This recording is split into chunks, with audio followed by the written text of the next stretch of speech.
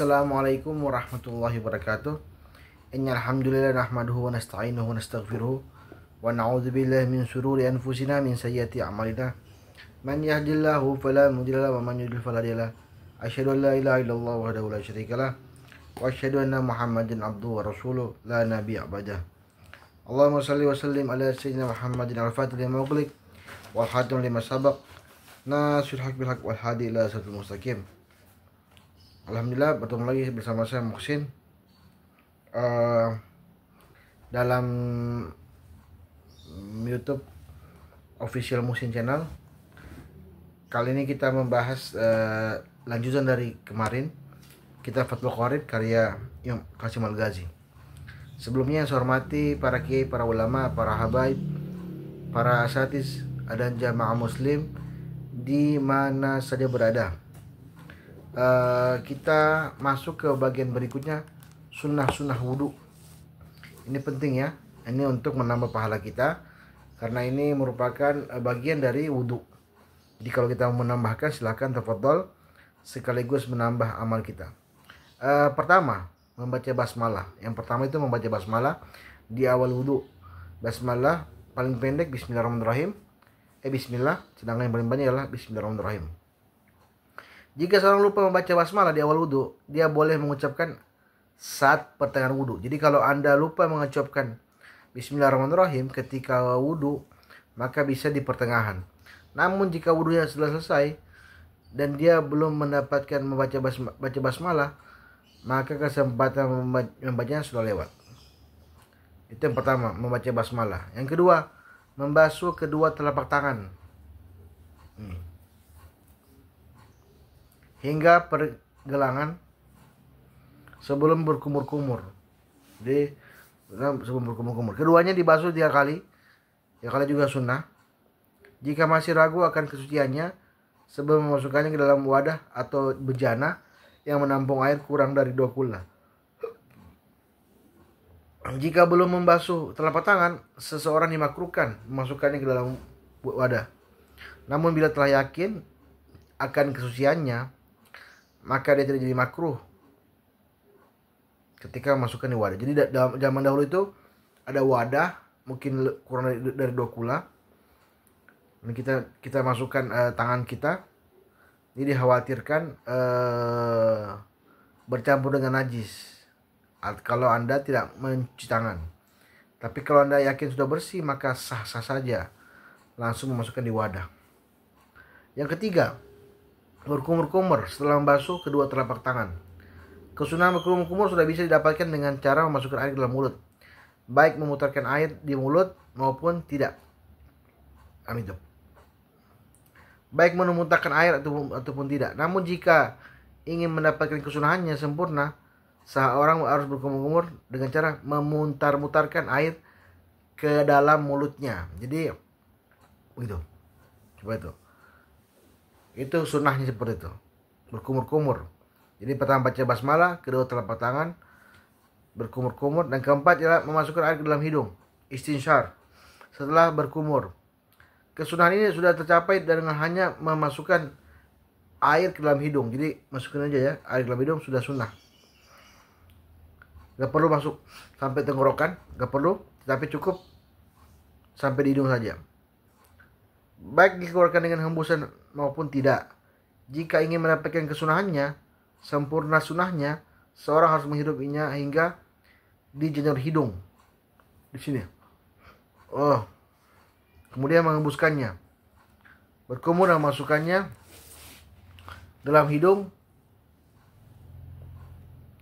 semaksimal mungkin. Sangat dianjurkan. Berikutnya, kelima, mengusap seluruh bagian kepala. Jadi bagian kepala semua ini diusap, itu sunahnya. Sebab hukum mengusap sebagian kepala itu wajib sebagaimana yang sudah dinyatakan sebelumnya.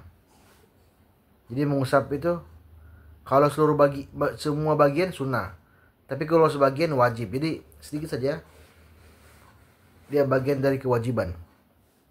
Tapi kalau Anda mengucapkan seluruhnya, maka dapat pahala wajib, dapat pahala sunnah. Seandainya seorang tidak ingin melepas sesuatu yang ada di atas kepalanya, seperti serban atau kopiah, jadi seperti ini, kopiah atau serban, maka diperkenankan untuk menyempurnakannya kesunahnya dengan cara mengusap air ke seluruh serbannya. Ambil air, itu seandainya kalau mau. Tapi kalau takut basah ya nggak usah. Itu kelima. Keenam, mengusap seluruh bagian kedua telinga. Telinga, termasuk bagian luar dan dalamnya dengan menggunakan air yang baru, yaitu bukan tetesan air dari kepala. Jadi ambil air baru usap telinga. Tata cara mengusap telinga yang sunnah adalah dengan cara memasukkan kedua jari telunjuk ke lubang telinga. Ini.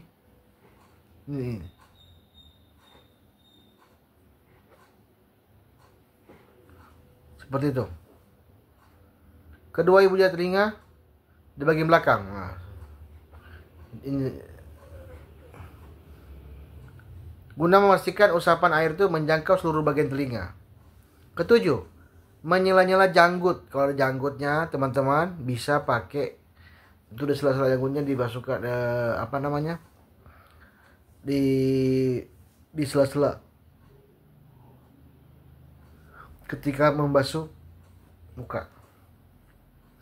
Yang tebal bagi laki-laki.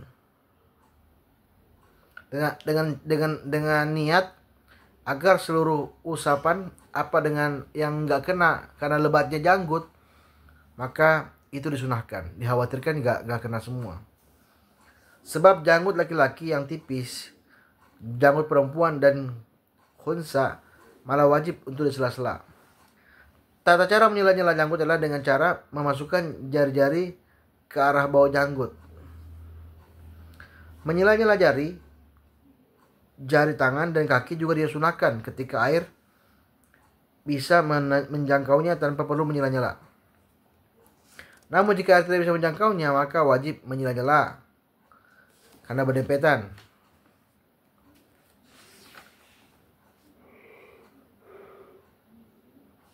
Jika jari-jari berdempetan, itu sulit untuk disela-sela karena terlalu melekat. Hukumnya merenggangkan demi membasuhnya dengan air adalah haram.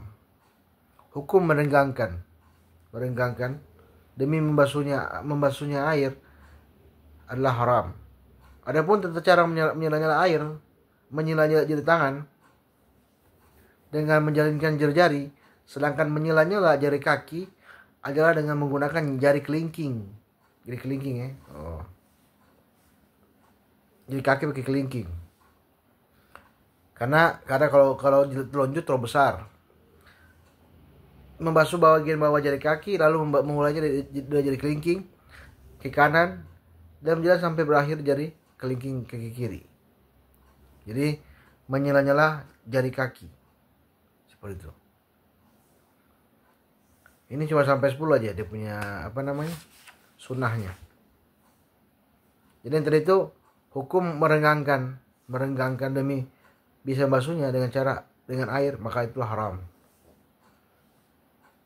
Yang tadi yang masalah jika jari-jari berdempetan, itu sulit untuk disela-sela karena terlalu melekat. Hukum merenggangkan demi bisa membasuhnya dengan air adalah haram.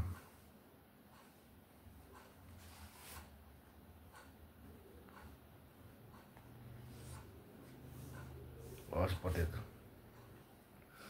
Yang ke-8 dari 7, mendahulukan tangan dan kaki kanan. Semua mendahulukan kanan. Tangan kanan, kaki kanan sebelum sebelah kiri.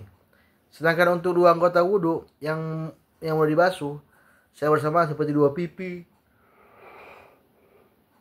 tidak perlu mendahulukan kanan, melainkan menyucikannya keduanya secara bersamaan boleh. Yang ke-9, bersuci sebaiknya 3 kali.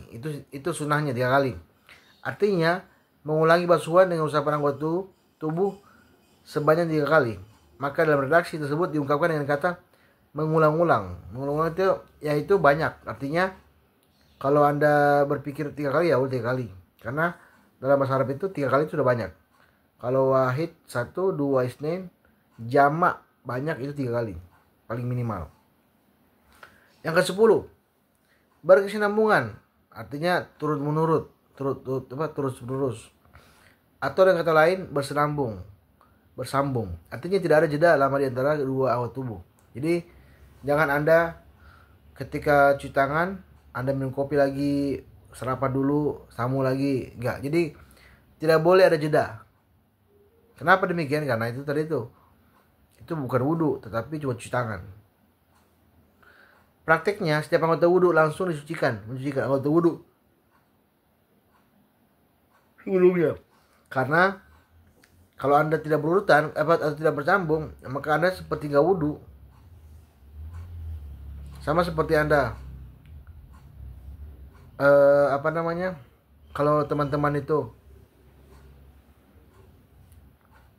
lagi makan misalnya hal yang nggak bisa tinggalkan, lagi makan full, Anda sela-sela pasti nggak enak.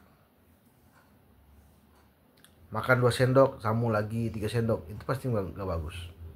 Itu ilustrasinya. Begitupun wudhu ini kan ketika mencuci anggota tubuh.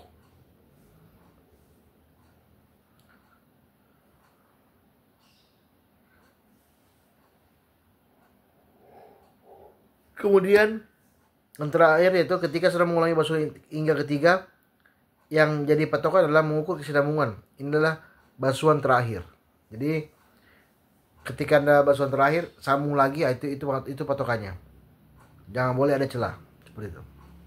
Jadi 10 ini yang menjadi sunnah wudhu. Dan doanya ialah yang sering kita dengar, Bismillahirrahmanirrahim.